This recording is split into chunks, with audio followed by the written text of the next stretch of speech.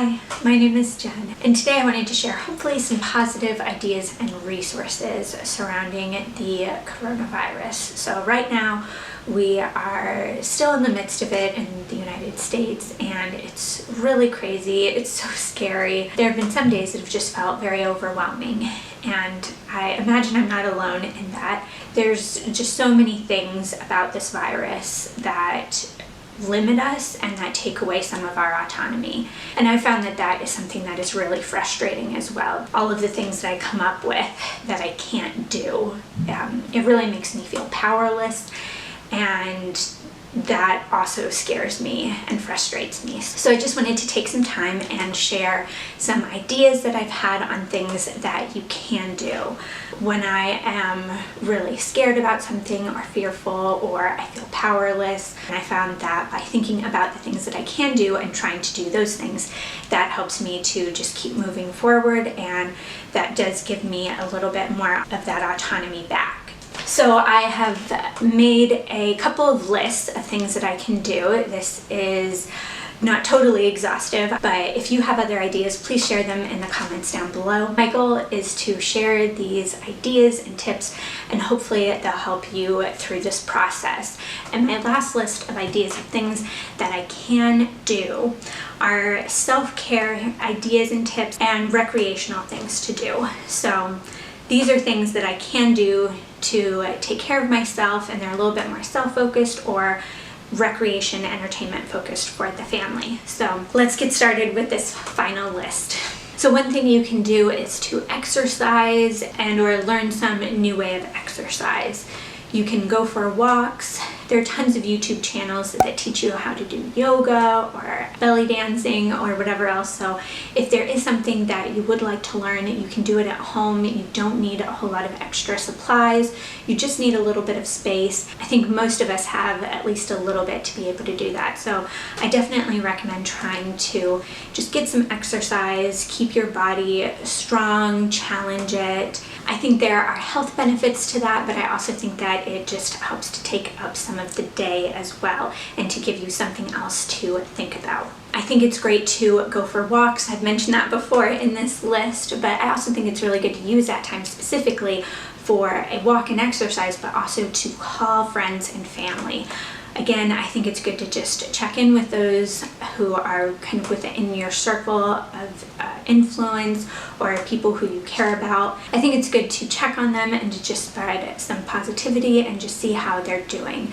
So I think that that has several different benefits, physically, emotionally, mentally, and it just helps to take up some of the time. So I think that's another great thing. You can also learn a new hobby. Again, YouTube has tons of free tutorials on so many different topics, so I highly recommend checking that. It's just a free resource that's available. There are also other paid resources, and a lot of them are extending their free trials from just 1 month or a few weeks to a couple of months. So that may be something to take advantage of as well. You could do a Bob Ross painting. I love watching Bob Ross. He's a very, very talented artist, and he breaks down his techniques very, very well. So if you've never done one, I've seen tons, but I have never actually done one. So that is a goal of mine during this time. Another thing you could do is read a book. You could buy a new book. You could read one of the books that you purchased a while ago and just haven't had the time to get to yet. You could listen to a book on Audible, or YouTube has some classics in an audio format, so you can check that out as well. You could have a family game night, or you could play games in the afternoon. I think that that is just really fun. Again, it's something else to do. There's usually a lot more laughing, or it's a little bit more of a relaxing activity. So I think that that's another great thing to do. There's another benefit to it. It takes up time, but it also helps to relax you. So I think that that's really good, especially when you're very stressed. Something that's relaxing and fun and more recreational can be really helpful. I think you can read books together. My husband and I read books aloud together, and that's really enjoyable. We're able to get through a number of books that way. I read books aloud to my sons all the time, and they love it. So as much as possible, I think that that's a great thing to do. Another thing is to write in a journal. It's really great to just check in with yourself, to keep a record of things, to think, process, and to just let things out that you may not be totally comfortable letting out anywhere else. It's a very good safe space. So I personally like paper journals, but you can also keep a journal on the computer in just a Word document. Maybe you just want to get started there. Maybe you just want to use that to just dump things that you're thinking about, and then a journal, you're wanting to record things a little bit more specifically. So there are a number of different ways that you can do that, but I think journaling is really, really helpful. I filmed a video on the benefits of journaling and different ways to journal or topics. I'll leave both of those linked down below in case you're interested. Another thing you can do is write a list of the things that you're grateful for. I think, again, just as this is very overwhelming and oppressive, and it's very frustrating and confusing, I think that just being aware of all of the things that you have that are positive and that you're grateful for and thankful for, I think that really helps to keep you motivated and keep you afloat. Some things that you can be grateful for are friends and family, health, certain memories that you've had, if you have certain resources like books or crafting supplies, or you have some supplies and skills to be able to help others, that's something to be grateful for. So I think just really coming up with some items every day, I think, is really helpful. I think it's really good to call friends and family often. I'm a stay-at-home mom, and so for me, I am staying inside and not going out as much as I usually do, but I usually do stay at home quite a bit. So one of the things that I found as I've been a stay-at-home mom for a few years is that it is very lonely. It's really hard to get to meet new people, so I don't get a whole lot of social interaction for myself. So I found that if I am wanting some more social interaction, I have to be very proactive, and I have to be the one to initiate a lot of that. And so if you are staying at home and you're not used to that, I would recommend trying to initiate different events yourself. Sometimes people may not know if you're needing something, so it's really important for you to take that initiative and to ask people to help you, because they want to, and a lot of them will. So please do reach out to others, and I think that has a benefit for yourself, but I also think it has a benefit for them. They may be needing some help and they may not know how to ask for it. So if you are able to call and invite them to ask, then I think that that is great too. Another thing you can do while you're reaching out to them and checking in on them is you can tell them how much they mean to you. This is a little bit of a repeat, but I think that it's really important to take this time to really let people know how much they mean to you. It is a little freaky to do just because for whatever reason a lot of us don't do it all the time, but I've just really been thinking about how I'm not guaranteed tomorrow, and while that's always the case, it feels a little bit more true right now. And so I want to make sure that I'm using the time that I do have to let people know how much I care about them and what they mean to me. I don't want anything bad to happen, of course, but if something were to happen and I wasn't able to tell them what they meant to me, I would feel awful. So I do want to just make sure that I'm using the time that I have while I have it. Another thing you can do, I mentioned this as well before, but you can create virtual game nights and or book clubs. I think that this is really great. Again, for you, it has a lot of benefits. It's something to do. It gets you a little bit more social interaction. It can help you learn something new if you're reading a particular book or playing a new game or something. But I think it also has benefits to other people and building that community and maintaining it. So I think that this is a really great thing. Another thing I learned as a stay-at-home mom is it's really important to still put effort in. And everybody has different ideas about this, but I'll just share mine briefly. I think it's important to get dressed up as if you were going out. I think it's great to relax and be a little bit more casual and comfortable, and there's certainly times for that. I know that I'm far more productive when I am a little bit more dressed and I look a little bit more put together. So for me, I'll get dressed, I'll put on some makeup, I'll do my hair. That really helps me to be productive and to, in a way, feel a little bit more normal. Another thing that you can do is to create routines. Again, I found this being a stay-at-home mom, I found that routines really help to give me a bit of stability, which is really nice and comforting in more chaotic times.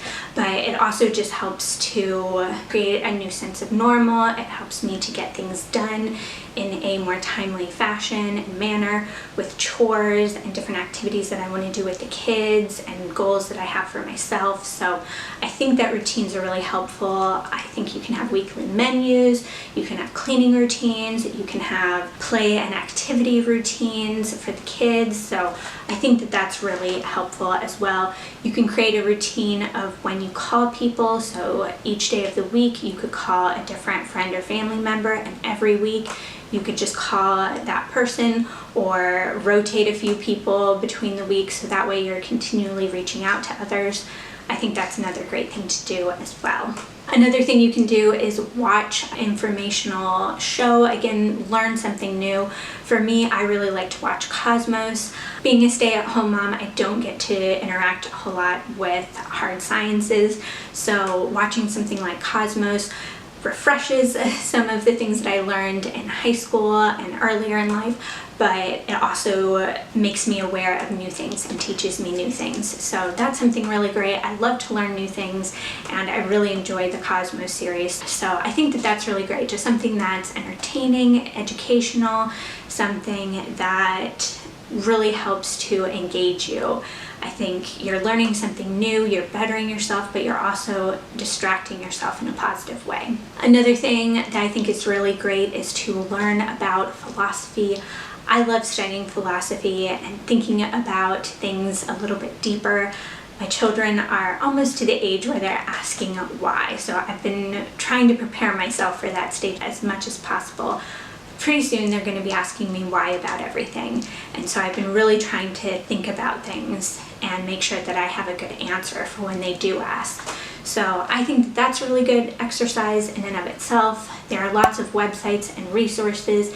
Wikipedia even has a lot of good information on philosophy, studying different philosophers or fallacies or just other concepts. So I highly recommend that. There are tons of great books on philosophy, philosophers, logical fallacies, so I highly recommend looking into those.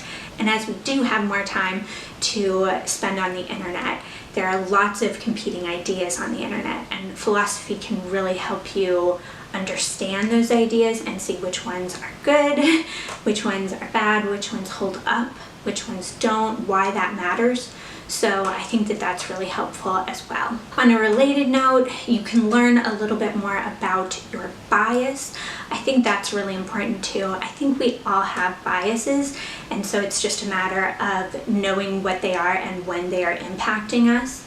I think that one way you can do that, one way you can learn, is you can look at different items in your house and see what is your immediate reaction or response to them. Or you can have a friend text you random things and see what your immediate reaction is. I think we all have opinions on different things, so some of them are stronger than others, but we all have opinions, and those opinions are informed by something. So I think if you start to recognize when you have an opinion on something, that lets you know what your voice is, so you can become familiar with it. Then you can begin to question it and evaluate it, and then you can determine whether or not it's good or bad, or it's based on something that's good or bad. So if you want, I can do a video going into a little bit more detail with that later. Just leave me in the comments below if you would like that. On the note of learning about your bias and philosophy, I think it's good to learn about your own psychology, or about who you are and what things you like, what things you don't like, why. I studied psychology and mental health in undergrad and graduate school, so I obviously love this a lot. I'm very passionate about it. I think it's just really fun, but I think that there are a lot of benefits as well. I think it's good to try and improve yourself, and you only are able to improve yourself if you know what some of your flaws are or what some of your goals are. By knowing some of your strengths and weaknesses, you can enhance your strengths, and you can begin to work on your weaknesses and correct them, so that way you aren't doing those bad things. I think that it's really good to understand how you behave and respond to situations, to see if that's good, to see how you're impacting other people, how they may be perceiving you, if that's the way you want them to be perceiving you. I think that there's a lot of benefit that can be had from a little bit of self-reflection. So I really like to try and do that as much as possible. And the final idea that I have is related to what I just was saying about learning about yourself. I think it's really great to use this time to make a plan to be a better person.